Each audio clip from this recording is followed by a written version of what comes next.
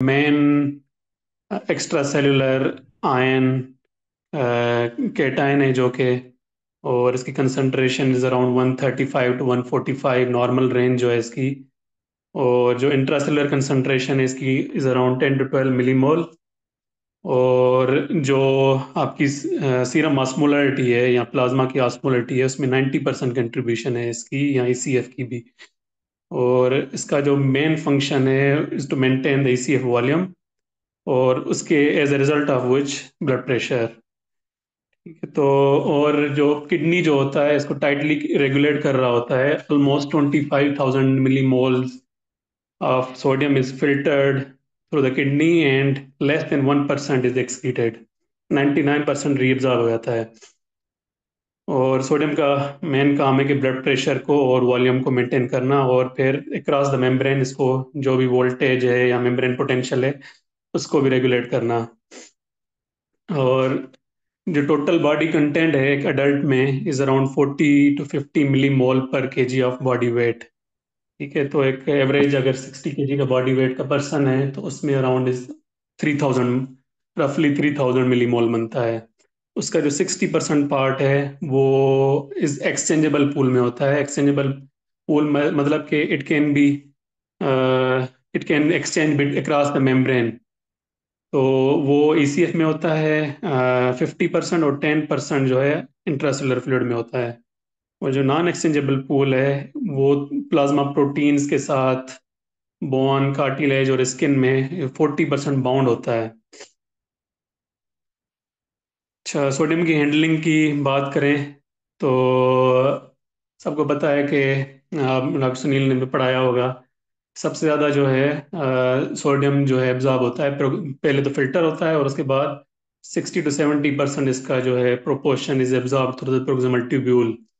ठीक है, उसमें सोडियम हाइड्रोजन एक्सचेंजर 3 है, और जो कि इसको mainly 60% is being absorb through that channel. और उसके अलावा लूप ऑफ इनले में आता है उसके बाद जो रिमेनिंग जो सोडियम है फिल्ट्रेट। और सबको पता है थिन मेम्ब्रेन, थिन डिसेंडिंग और थिन असेंडिंग लिम जो इम्परमिएबल हैं। और उसके अलावा थिक असेंडिंग लिम में जो आपका सोडियम क्लोराइड, सोडियम क्लोराइड को ट्रांसपोर्टर जो है, सोडियम पोटेशियम और टू क्लोराइड जो है को ट्रांसपोर्टर, उससे 25% एब्जॉर्ब होता है जहाँ पे आपकी लूप डायरोटिक एक्ट करती हैं।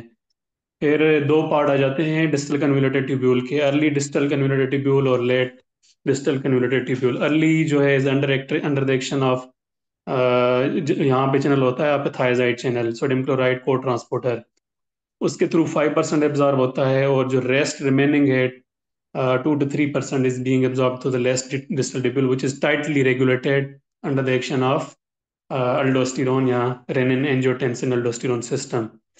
ठीक है, और लेस देन 1% फिर आपका एक्सक्रीट होता है। नेक्स्ट आगे करें। ठीक है, नेक्स्ट ये हमने डिस्कस कर लिया है। अच्छा, सोडियम का जो बॉडी सोडियम का जो रिलेशन है बॉडी के एक्स्ट्रासेलुलर फ्लूइड के साथ है।